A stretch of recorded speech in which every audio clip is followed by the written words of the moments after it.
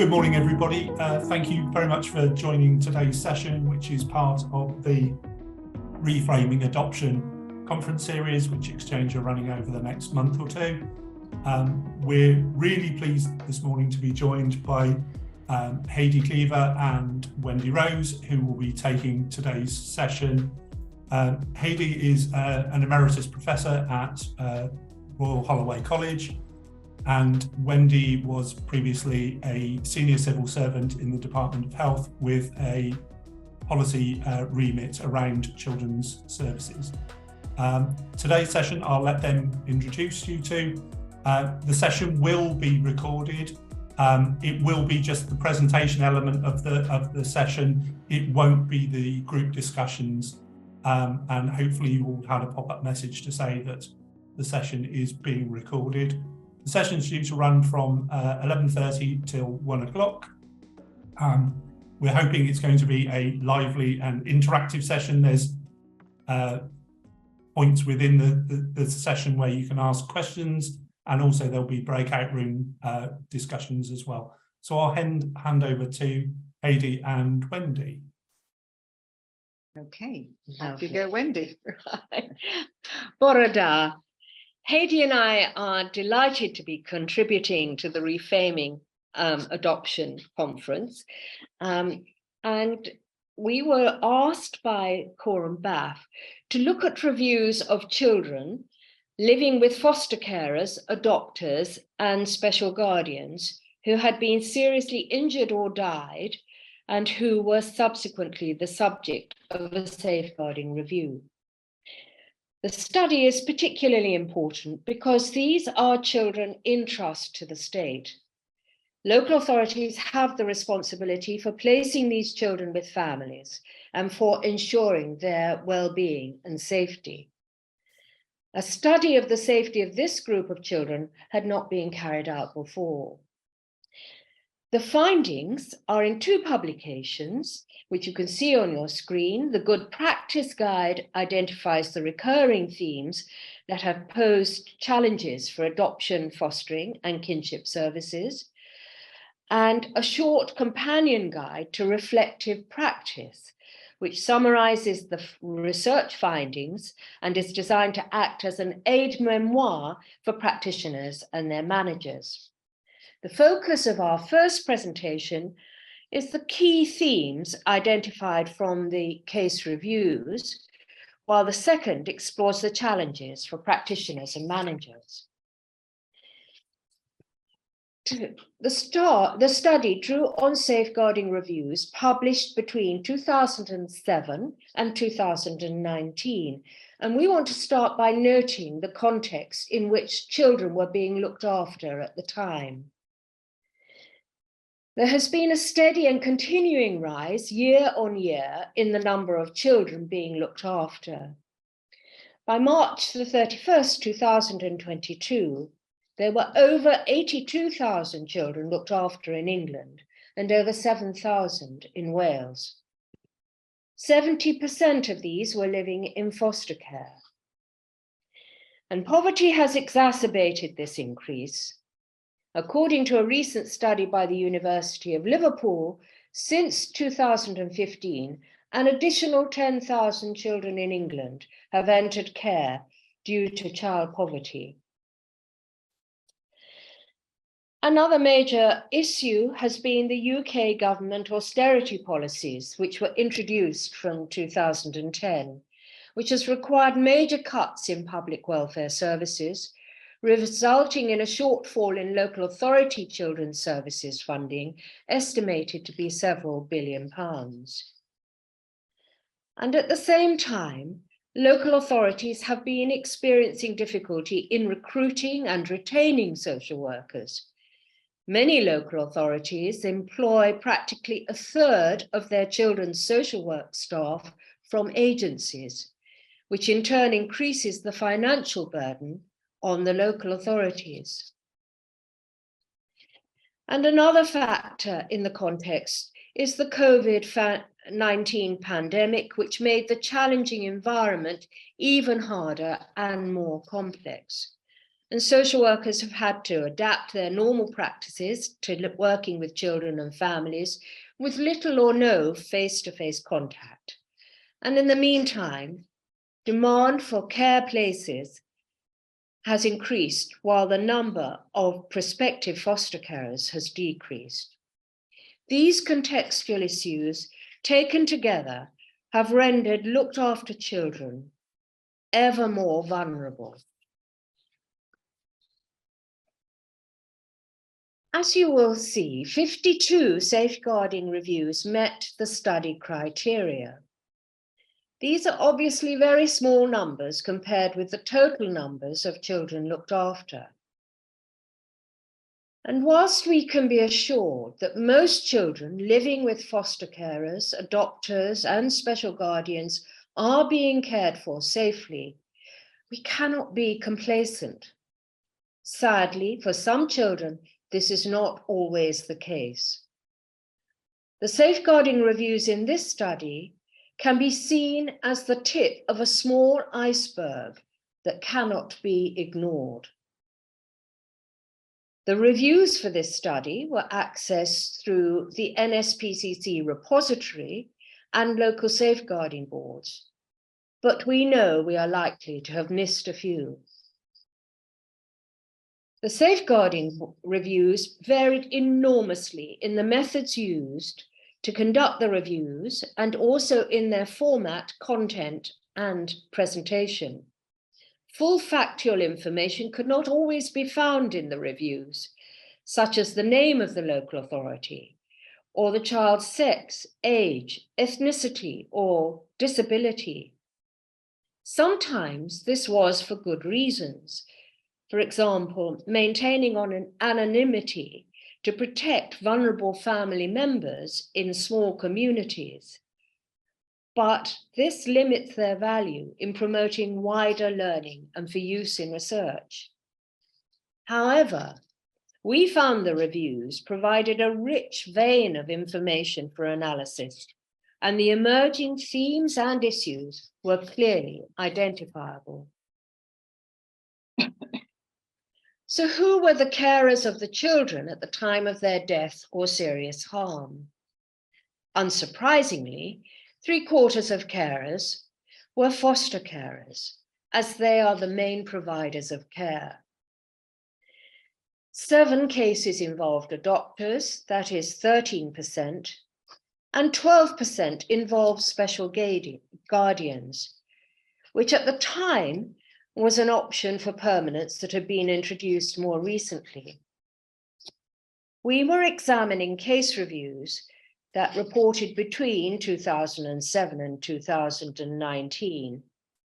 And as a result, some of the long-term carers had been approved much earlier, and the cases were historical. Heidi will now discuss what happened to the children. Well, very sadly, 19 of these children died, and 79 had been seriously harmed. 49 had been sexually abused, 23 had been physically abused, 4 had been severely neglected, and 3 we classified as other, and I'll return to these 3 cases. But first, I want to focus briefly on the children who were sexually abused. Over half had involved a serial sexual abuser. And the reviews identified difficulties occurred in recognizing serial abusers when carers provided a variety of placements.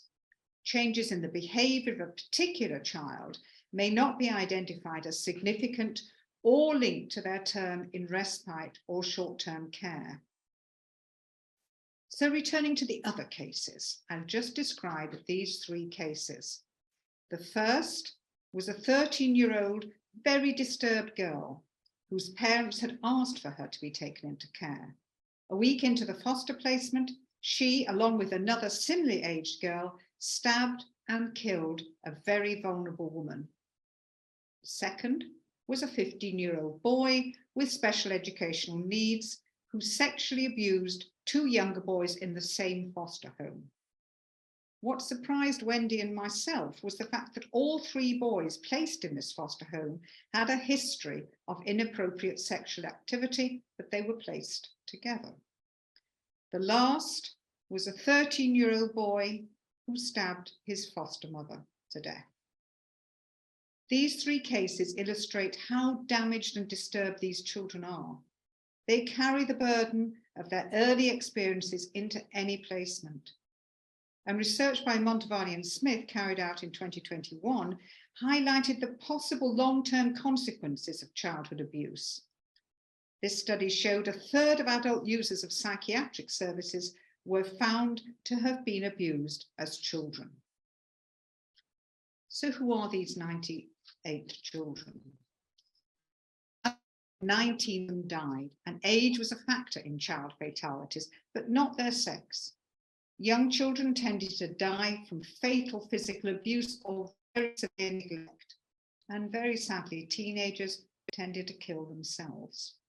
79 were seriously harmed, and the majority of children who were seriously harmed, as I said before, were sexually abused.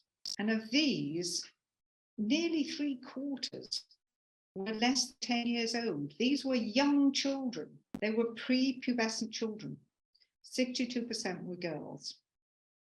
And children with disabilities are particularly vulnerable and were overrepresented in our sample. It was interesting, in the UK, 9% of children have a form of disability, and that's compared with 23% of our sample. And of those, 16% had an intellectual disability. In many cases, concerns about carers had been identified at an early stage. The reviews identified concerns about the assessment of carers in 23 of the 52 cases. 14 involved foster carers, 3 involved adopters, 6 involved special guardians. Now, although the numbers are very small, the percentages are important and really very interesting. The reviews raised concerns about carers' assessments in every case involving special guardians. Now, the next 2 slides I'm going to talk to explore how the pitfalls in selection and assessment of potential carers were identified in the case reviews. The first issue that was identified was the need for rigorous scrutiny, cross-checking, critical analysis of information gathered from multiple sources. The reviews noted how sometimes applicants gave contradictory accounts that were not explored during the assessment. It also is important to explore applicants' previous history. Do they have a history of drug abuse, domestic abuse, or unsubstantiated allegations of child abuse? And discovering all the critical information is key to any assessment, as the following review illustrated, to quote from it.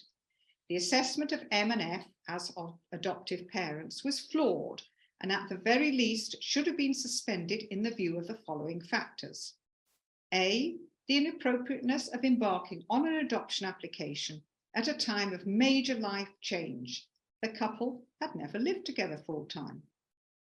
B, their almost complete lack of any experience around or for caring for children. And finally, questions about their level of commitment, given the many missed appointments. The adoptive mother was charged with 88 counts of child cruelty, and the father with 14 against their 3 children. And references from family, friends, and employers are a key source of information. But the reviews found that there were examples of negative references which were overlooked, dismissed, or discounted, or more favourable alternative references were sought and accepted. And without understanding the applicant's motivation to care for somebody else's child, the consequences can be tragic.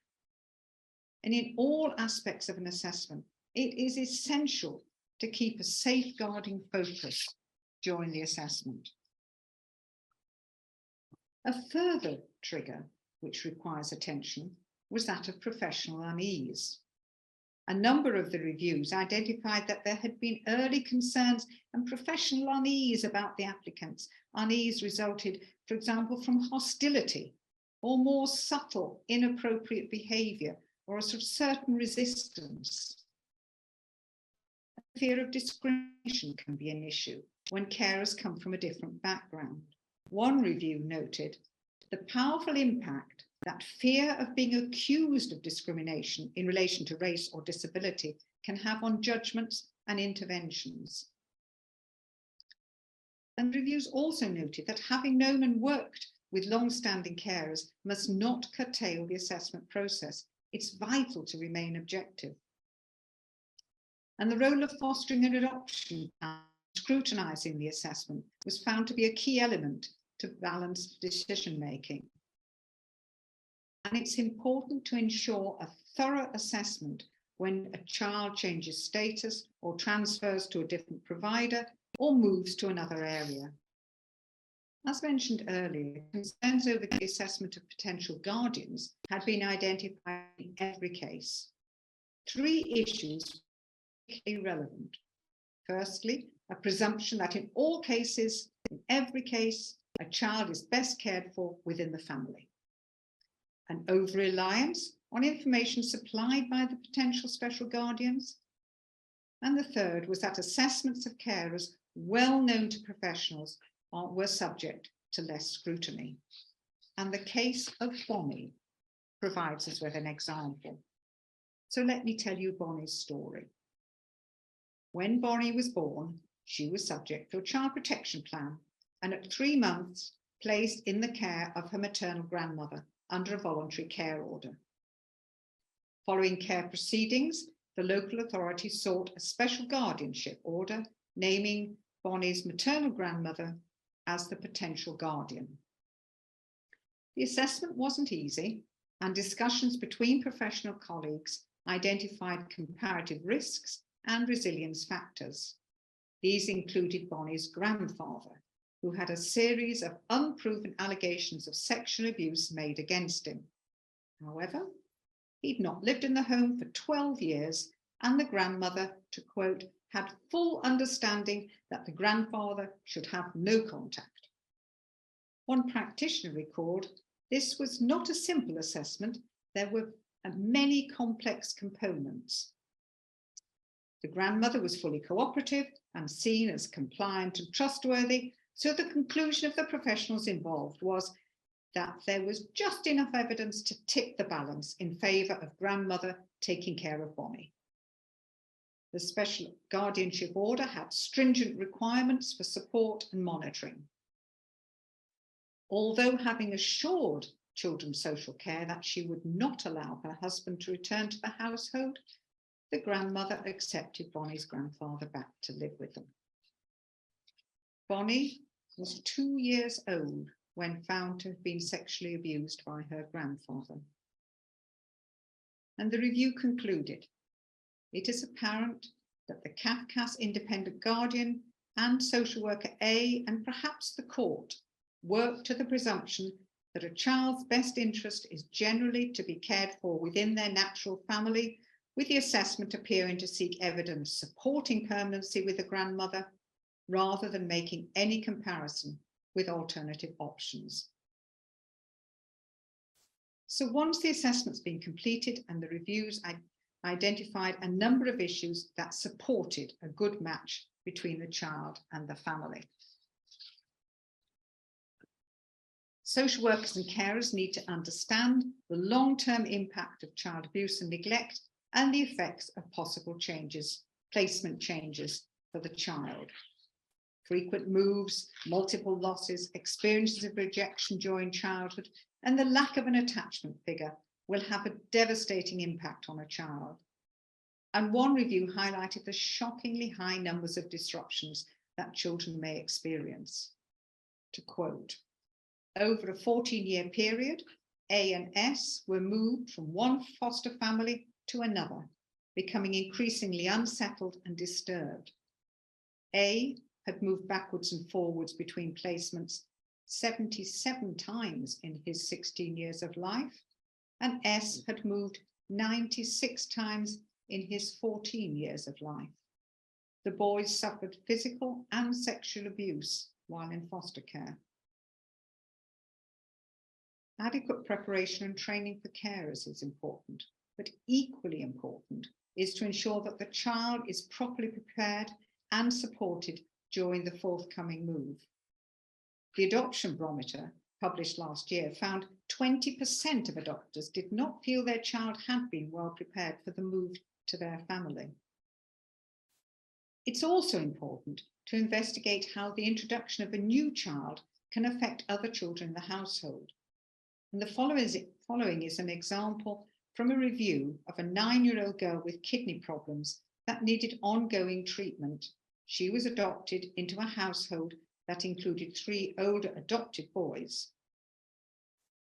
6 months after she arrived in the household, she died from multiple stab wounds. One of the adopted brothers, 16 years old, with cerebral palsy and complex needs, was charged and convicted of the assault. The review noted, to quote, "The possible impact of placing more than one child with complex needs in the same household had not been fully explored."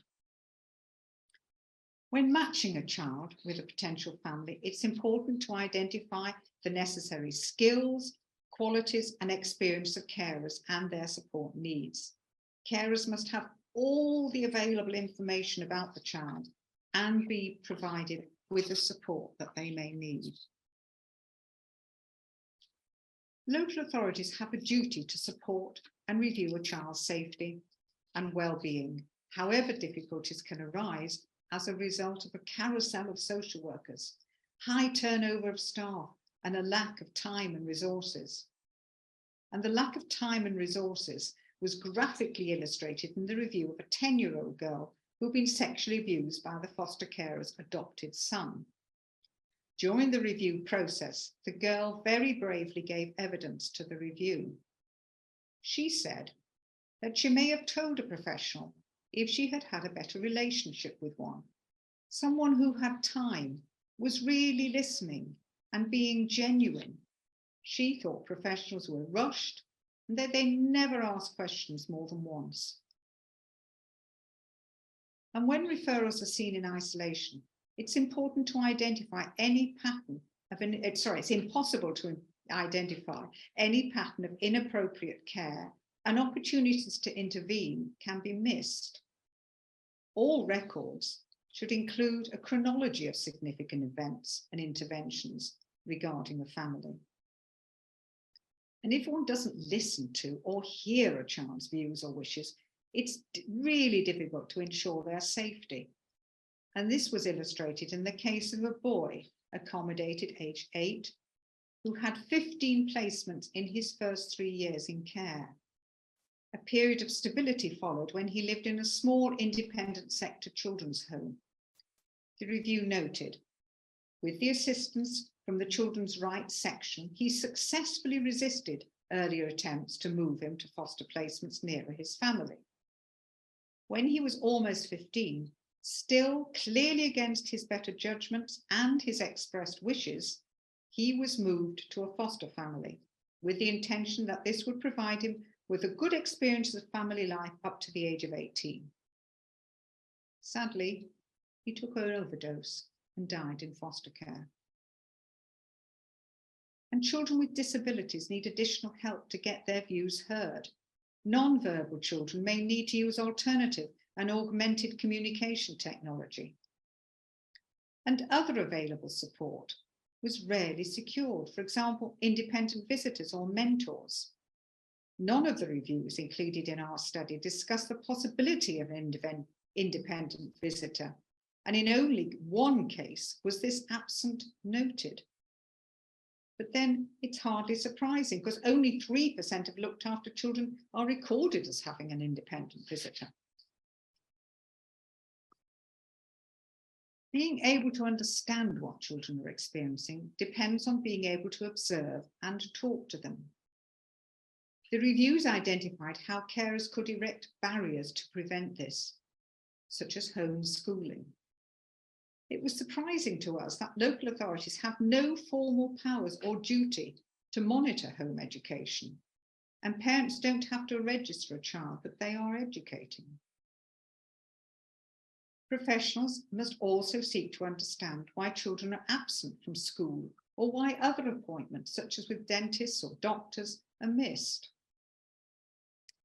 Carers' influence can influence professional judgments through creating a positive impression, and the reviews showed how carers who present as positive and proactive can lull practitioners into a false sense of security. And the review relating to 3 adopted children provides us with an example. To quote, "This family were perceived to be very positive parents for this child. Given how strongly this view was held, the injuries that the child sustained were never considered as anything other than childhood accidents." And carers may avoid oversight by, for example, not attending training and not being in for social work visits. And others may attempt to divide professional opinion, for example, being cooperative and helpful when dealing with health visitors, or obstructive and difficult when talking with social workers. And professionals tend to assume that children are safe when they are placed. It's essential to maintain professional uncertainty. And understanding the child's experience of living with their carers may also be compromised when carers control the child's narrative. They may do this through preventing professionals from seeing the children in private, or they may blame the child for signs of abuse and neglect. And this was illustrated by the review of a 6-year-old girl with mild learning difficulties, who lived with her aunt on a special guardianship order. The aunt ensured the focus was deflected from her parenting by blaming the child.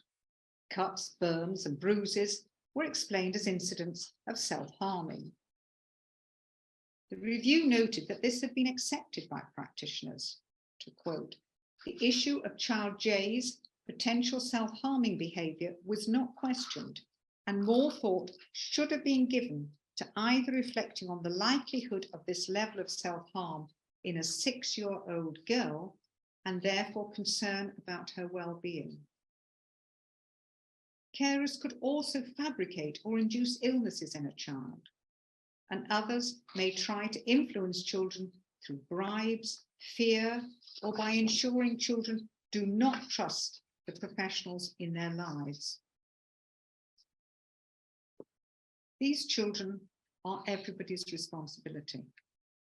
And sadly, as one review illustrated, even with the correct procedures are followed and agencies work closely together, tragedy cannot always be avoided. An unaccompanied asylum-seeking boy of 17 years arrived from Eritrea concealed in a lorry transporting wheelie bins. Arrested in London, he was placed under police protection. The emergency duty team in children's social care arranged for a placement, and the police took him to the foster carer's home. The following evening, he was found by his carers to have hanged himself in his bedroom. Let us remember that this happened despite everybody trying to work together in this child's best interest. These children's lives are particularly complex. Many different professionals were involved.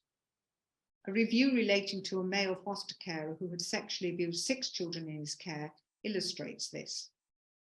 The information provided for this review is extensive and covers 16 years of involvement with the foster carers and the 6 children who were subject of the review. 635 professionals have been identified during the review process as having some involvement with the case. And that's right, you heard me, 635 professionals involved in this case.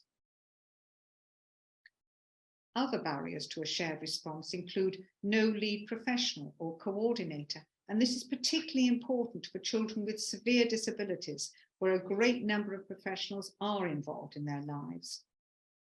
And some reviews noted how an uncertainty over how to escalate concerns became a barrier to a shared response.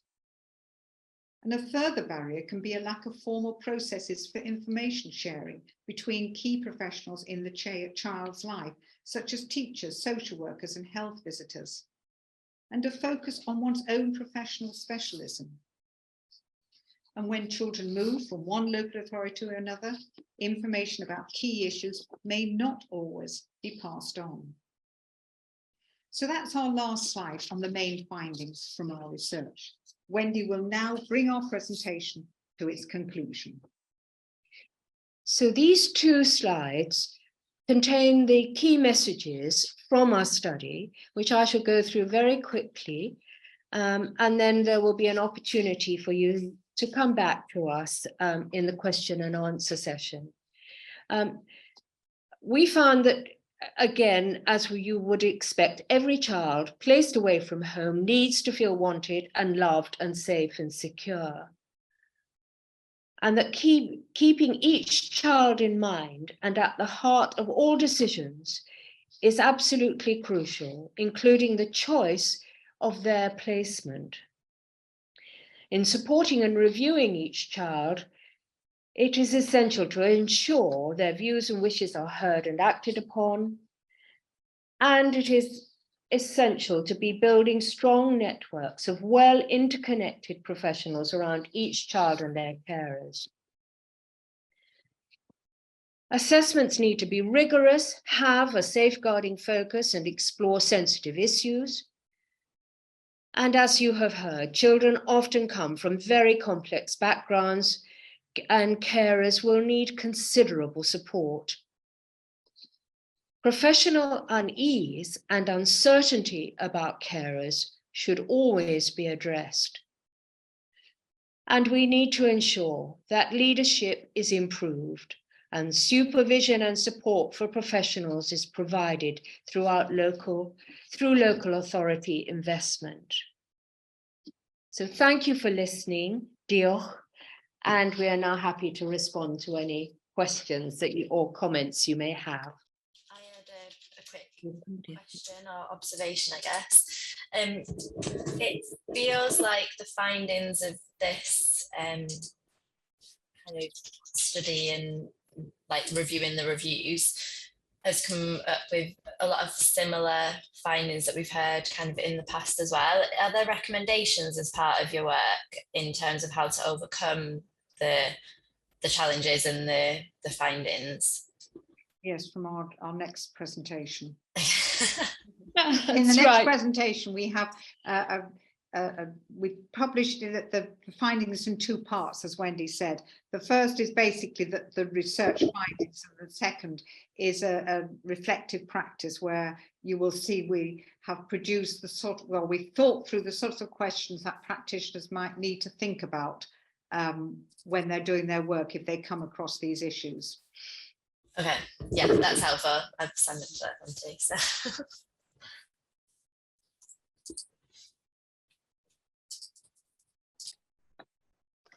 I suppose I just wanted to add, in terms of your report, sort of,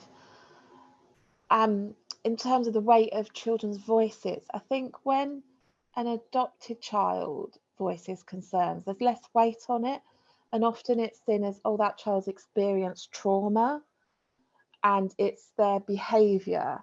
Whereas if you had that same sort of concerns within a birth family, I think it's seen more sort of child protection concerns would be raised, and which I think fits with what your findings very much in terms of the voice of the child and the way, and that we just tend to be more believing maybe of adopters. And I suppose I'm thinking more of adopters because they're the families where I've sort of worked with where there's been concerns. Yes. And I just feel we're more nervous of challenging adopters than we are birth families.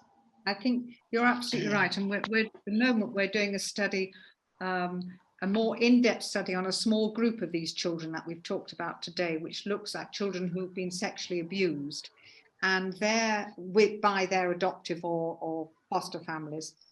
And you're absolutely right in the fact that when a child is showing sexualized behavior in adopted or in a foster home, there is this easy presumption that it's reflecting a trauma of from the past, or it's reflecting that their child may have been sexually abused in the past, and their current situation isn't as it's not explored as much. There is this presumption that the adoptive or the foster family is fine, and this is all just a reflection of previous trauma, and it's not explored enough, we think.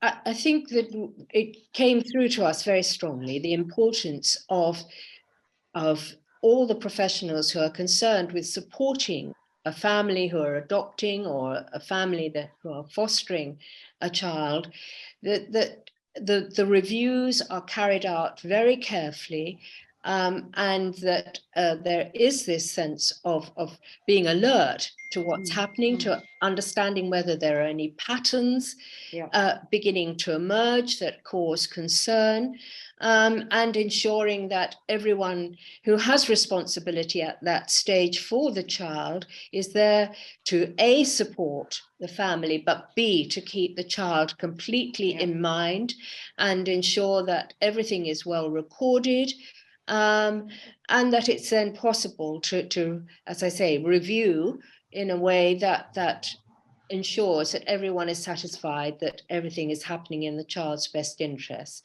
which is not to say that we won't have cases where some children will not be seen as being at any danger in their new placement, but it is absolutely critical that we keep those kind of safeguarding perceptions and ways of thinking about what might be happening to the child to the fore, as well as understanding that the initial settling in period is going to be difficult. And as we've said, children are from very complex backgrounds, but that doesn't mean we should ever take our eyes off the children who are during that critical period of settling into their new home. Thank you. I've got a question which is from the chat, which is, does the concept of confirmation bias apply to many of the situations in which evidence of potential risks are minimised or ignored? It does, Yes, it basically, does. in an quick answer. Yes, yes. There is the whole issue of having made a judgment early on, then all the information is looked for to support that judgment, and anything that doesn't support it tends to be slightly ignored, or the explanation for it is more readily accepted. The explanation given by the carers is more readily accepted because you've already formed this first initial judgment and you're looking to reinforce your judgment. And that sort of way of thinking applies, of course, throughout our lives over everything. We do have a tendency as human beings to reinforce what we have already decided. We look for evidence that reinforces it, whether it's something we like doing or a political view or a child in foster care. And we do know that new families, new parents for the child will have an enormous amount invested in showing that they are managing a situation and coping well. Yes. And so that there is we have seen in various cases, have we not, that the information is then about their anxieties or about their concerns are not shared with the professionals who are there supporting them. Yes, that's absolutely true. And we have to accept that this is one of the difficult things that we have to overcome and enable families to be able to be honest when they're having difficulties.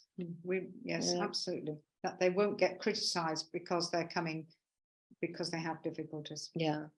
Right. So now in this presentation, we'll be considering the key findings of the study and how they can be applied in the day-to-day work of relevant professionals and adoption and fostering panels. We have called this companion a guide to reflective practice, and it sets out some of the relevant and recurring issues that emerged and poses a series of questions for careful consideration. As you can see, the guide has 5 sections, The presentation is not going to cover all the issues in the guide, but will provide you with a taster of the questions that we suggest that professionals should be asking themselves. The guide can be used separately from the main volume as an aide-memoire, either in practice, in professional supervision, or decision-making. The first set of issues are about assessment and selection of potential carers. And as we said earlier, there is always an element of risk in any judgment about prospective carers. We have quoted Malcolm Gladwell's work on making sense of strangers. He says, we need to accept the search to understand a stranger has real limits. We will never know the whole truth. We might have to be satisfied with something short of that. This is the conundrum with which professionals and agencies selecting carers have to live. And professionals and managers need to ask themselves, is the information given clear, consistent, and coherent? Do I understand the implications of what the applicant has told me? Have I cross-checked what I have been told with other sources of information, including references? Have I carried out relevant police checks? Are there any gaps in the chronology, or are the applicant's accounts contradictory? Have I provided all the relevant information to the potential carers? Prospective carers are likely to have a mix of motivating factors in applying to care for someone else's child within their own home and family. It is essential, therefore, to have a clear view of what motivates carers.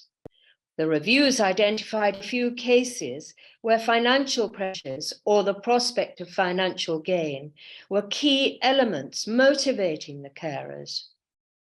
Again, practitioners and managers need to ask themselves, do I have a clear understanding of the motivation driving the applicants to offer a vulnerable child a home?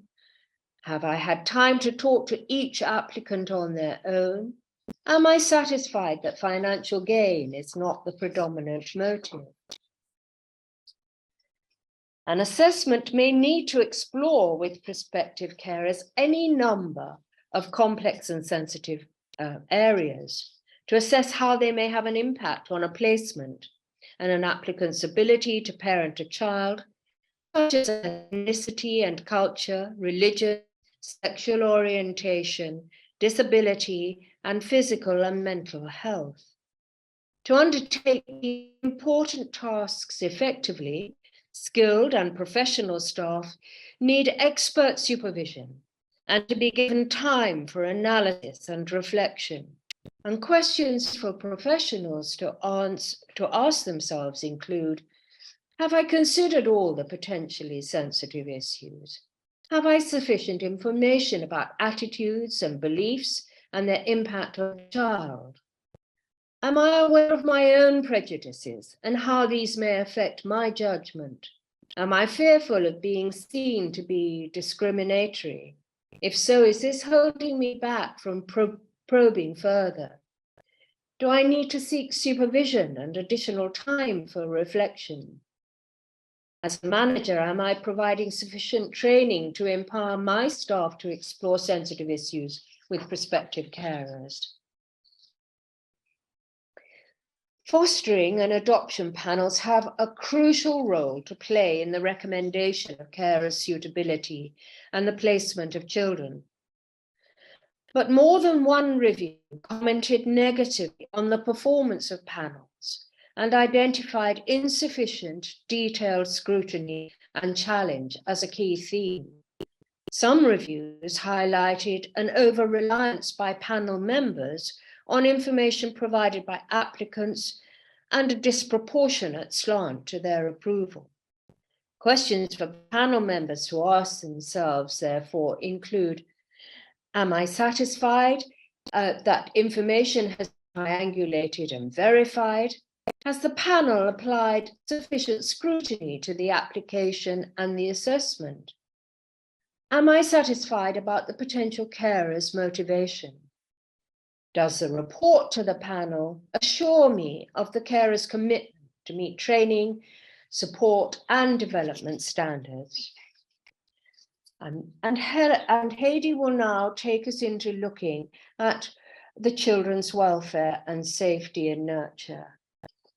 Focusing on what the case reviews revealed about placement planning and preparation shows that nearly all the children had had a turbulent and abusive start to life.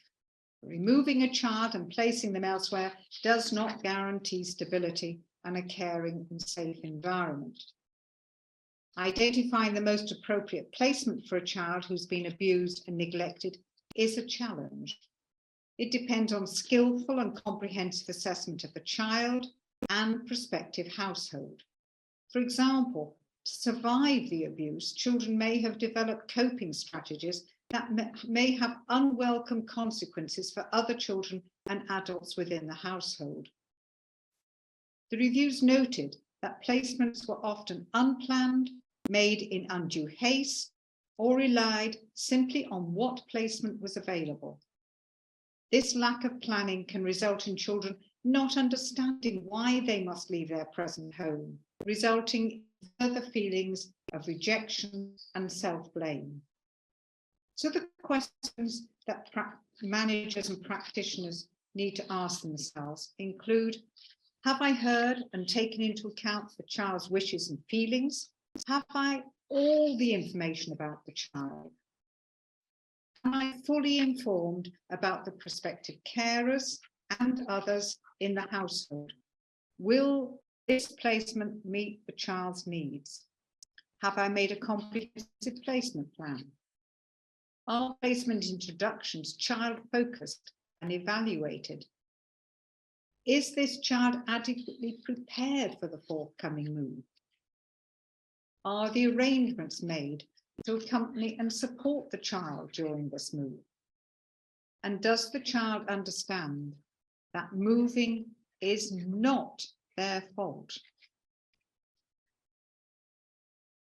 Key to ensuring children's safety and welfare is understanding the child's world.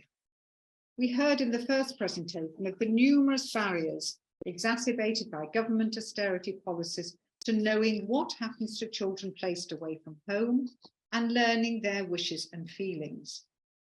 These included a shortage of resources, overwhelming caseloads, a lack of social work continuity, and in some cases not hearing or taking into account what the child says. All these hamper the ability for children whose past experiences have left them wary of adults to develop a relationship of trust. And a relationship of trust is the essential foundation for children to disclose abuse and neglect. And children may be reluctant to reveal their abuse for numerous reasons, including fear of another move with subsequent loss of school, neighborhood and friends, not being believed, and for some boys, particularly if it was sexual abuse, a diminishing concept of their concept of themselves, while others may not tell anyone because they have conflicting emotions about their carers. And children with disabilities have additional hurdles to overcome, and some will need specialist help to be able to communicate effectively. So the questions you might need to ask yourself: can I and my manager ensure that I have the time and space to form a relationship with this child? How can I facilitate the development of the child's trust and confidence in me? Can I identify someone the child feels safe to talk to and who will take appropriate action on their behalf, such as an independent visitor? Have I enabled a child with disabilities to have the expert help they need for their voice to be heard? Independent reviewing officers are responsible for chairing looked after children reviews, including those where a child is placed for adoption. Their role is to scrutinize and monitor the appropriateness of the care plan, its implementation, and decide whether it's being achieved in a timely manner. Before the meeting, The IRO must speak with both the child and the social worker and have all relevant reports, plans, and background information. Difficulties in understanding the child's wishes and feelings can arise because a new independent reviewing officer having the time to meet the child between reviews and high case loads can result in many IROs only seeing the child on the day of the meeting. In contrast to Josh McAllister's report, research by DIAS in 2020 and our own study found that children value highly their IROs when they have had the opportunity to develop a meaningful relationship. And one review that sought young carers' views on IROs, to quote from that, said, "The most dominant reflection was around the fact that when everyone changed for one reason or another, change of social worker, change of school or placement, the IRO was the most consistent person. They, this is the children, spoke of experiences when their IRO held others to account and at times stopped them spinning."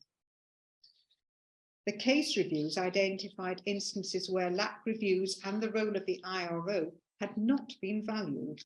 In some cases, lack reviews had come to be seen by practitioners as yet another chore, and the expertise and knowledge of the IRO had not been utilised.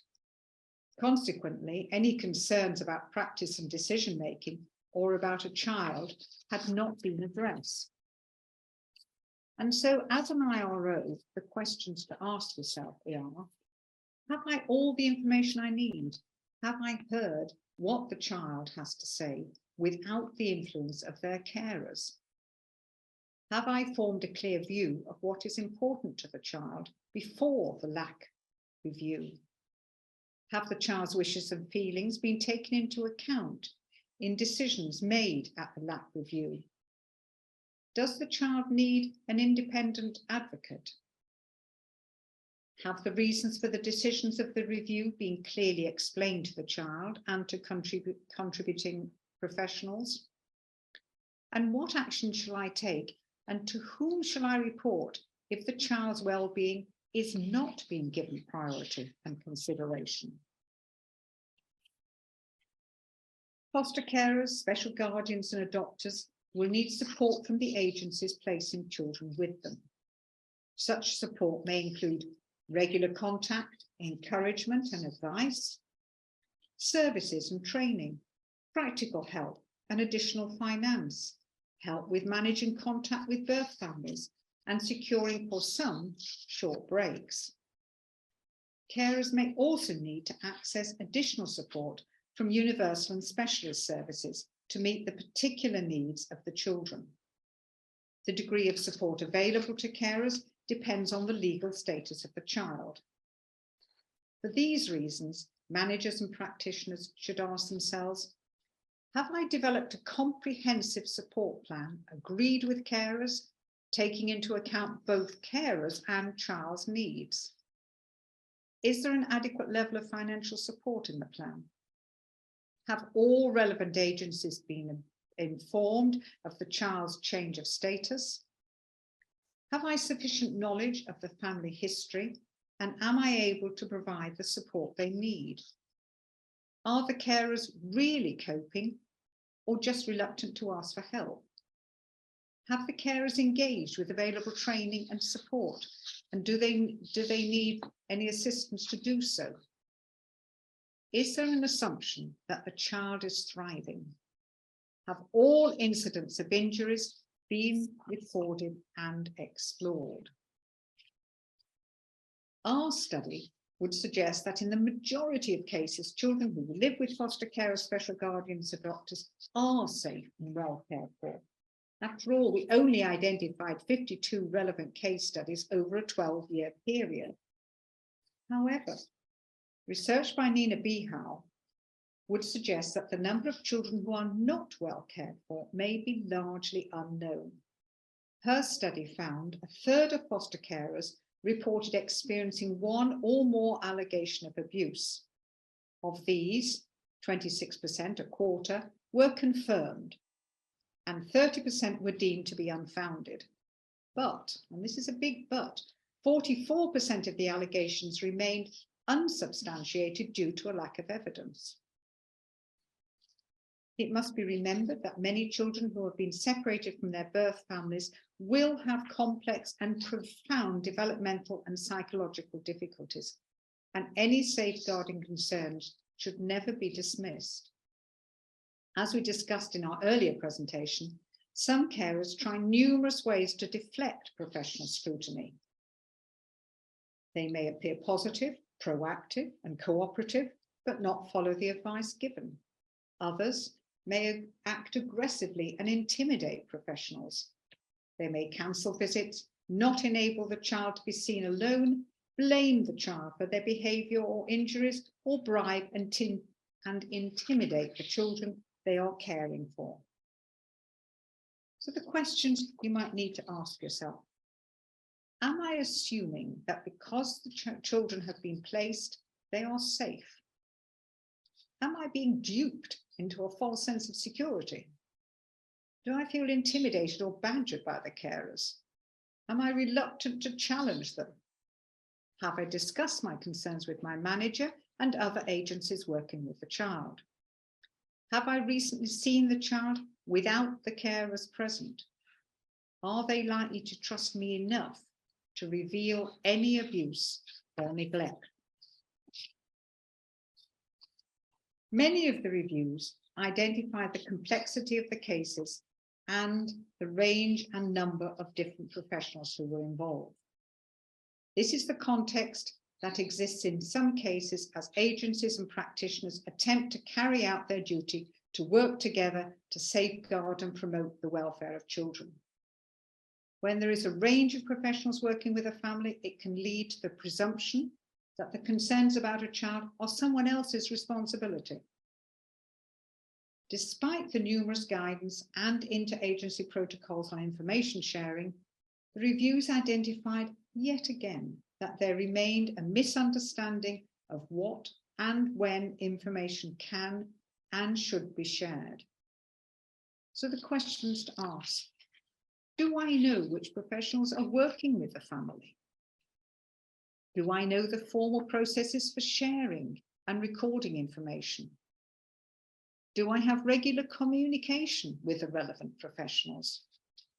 And when a child has changed status or location, have I passed on all the relevant information?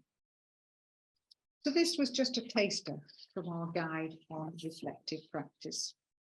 You'll have opportunity to discuss the findings from both presentations in your breakout groups. In order to gain a more comprehensive picture of the findings from the case reviews, we would encourage you to read the two publications. Our study identified both barriers and ways of overcoming them when working to safeguard and promote the welfare of children who cannot remain living safely with their birth parents. But perhaps of most importance is the overwhelming message that we listen and attend to the wishes and feelings of these very vulnerable children. So thank you for listening to our presentations. We are great supporters of having the role of the supervising social worker in relation to the fostering family.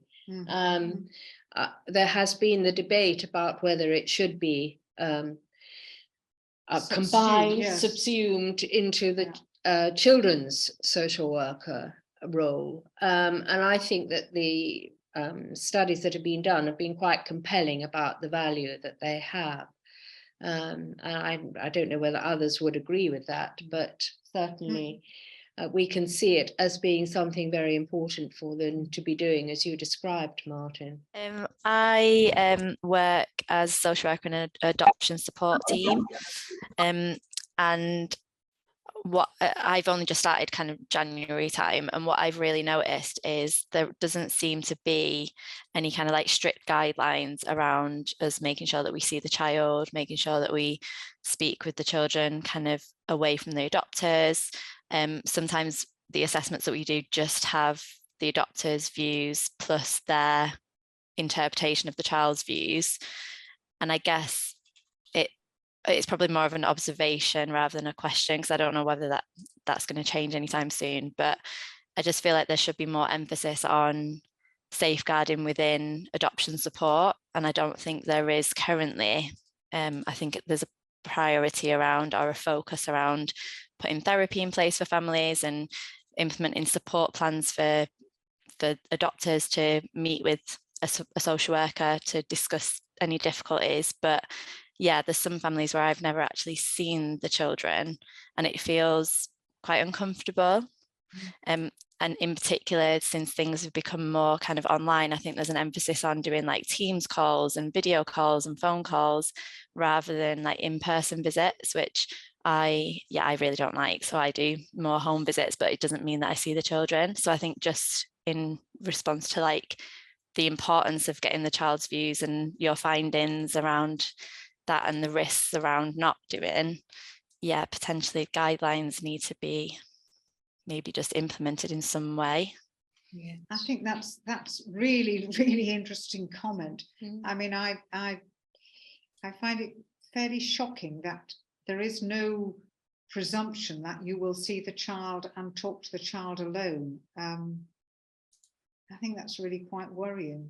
Yeah, we have seen some cases recently, that have stood out and have been the subject of public discussion because of the inquiry that's been held, where we can see that how important it was to keep closely alongside the family, and that they may well be holding back a whole range of difficulties or behaviors that they are exhibiting towards the child that is really not in the child's interest. I think it's interesting. There's no presumption that you will see the child. And I agree with you, by the way, about online meetings. I think you can't understand because you're not seeing the body language. No. Getting a feel of the place or smelling it. I mean, just very basic human information gathering that we as humans have that you just don't get from a screen. I think there is an issue, isn't there? Because there is a difference between the period of time, which can be up to a year or so after a child is placed in an adoption placement and the order comes through. And during that period, I think that it's quite clear that the child should be seen regularly, etc. It's after the adoption order. That, and I think that's something about how one prepares the support plan and gets that in writing before the order comes through, in order to ensure that the family can feel that it's something very supportive, even though they are wanting to see this as their family now and not in need of further support. But I think it is something that can be part of a contract between social worker and family that can be then held up and said, this is not working, and why isn't it working as we had originally agreed? Thank you for that.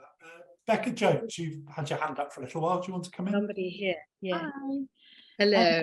Hello. Sorry, I'm repeating myself. I said this in the group, but I really valued the reflective questions that you had in that second report. They were great. And perhaps you do go into children's rights, but I just wanted to advocate for children's rights as a language to use when speaking with children and families, because when you're talking about that respectful uncertainty, I have found using children's rights as a framework really helpful in supporting children to understand what is, what their rights are, but also in having very difficult and sensitive conversations with carers.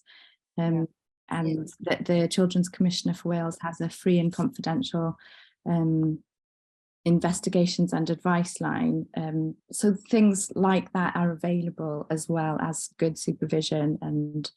And I just wanted to say about children's rights, but thank you, that was great. That's very important. And thank you, because I think that we have always felt that Wales has actually integrated children's rights much more into its regulations and guidance in a way that and the underpinning principles of Wales, which I think is very strong and healthy. And you're quite right. Yeah. We don't use it quite as specifically in what we do in England. And I do think that there is great merit in that. Yes, a lot to learn. And also that the role of the Children's Commissioner has been, again, further developed, which I think is a great strength in Wales. And I agree. I absolutely agree. I think they're ahead. Thank you for making those points. They really are important. Yeah. There was another comment in the chat, which was from Annie Locke, which builds on the previous point that Chloe made around that she'd been discussing this week, where adoption support is more focused on parenting rather than seeing the child. Yeah. And that this is something that she was going to take back and reflect on in work. Good, excellent. I had my hand up. Yes, we had some discussion in the breakout room over a number of things, but I suppose one of the central sort of themes that emerged was about the the complexity of the task, of assessment, of support, and so on, and that I feel for myself that sometimes we try and simplify the narrative too much. So we talked, somebody was talking about assessing prospective adopters, and that in the way that we are trying to predict how those particular parents will be able to manage evolving challenges over a long period of time based on an initial assessment. That is very challenging, and it's not helped if we come to a conclusion which is not nuanced, which does not embody uncertainty and the possibility of future challenges and the possibility of struggle with meeting those future challenges. And that's all important in terms of both valuing what prospective adopters bring, not prejudging them, but at the same time, accepting the responsibility for that support thread being there from the beginning, and creating that open, that possibility of open dialogue where people feel they can say, look, I'm struggling at the moment, I need support, and I'm not being judged for that.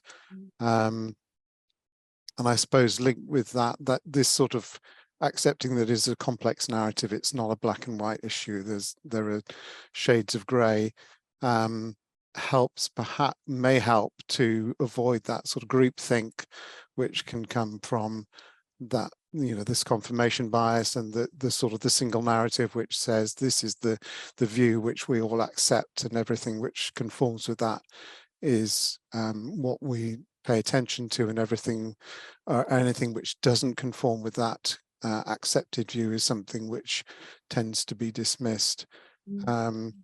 So yeah, I mean, that was and then one person said, the difficulty is you're trained to, when you're making judgments, particularly in terms of assessments, that it has to be evidence-based, and how do you integrate something which is more of a feeling and a hunch into a culture which says you cannot make these judgments without providing incontrovertible evidence.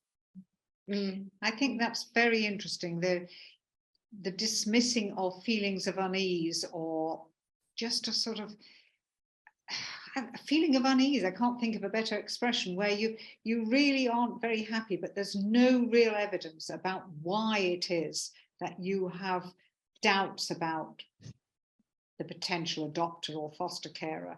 And I think the only thing then is not to dismiss those feelings, but to talk to, for example, wider members of the family, because often enough there has been something in the past that would give your feelings of unease some basis, but not to dismiss those feelings, to sort of work around them and find out a bit more and talk to other people. And the health visitor, the doctor, all the other professionals involved, and because they may also have the same feelings of uncertainty and unease. I think it's a very interesting discussion you've had, because I think it's very valid.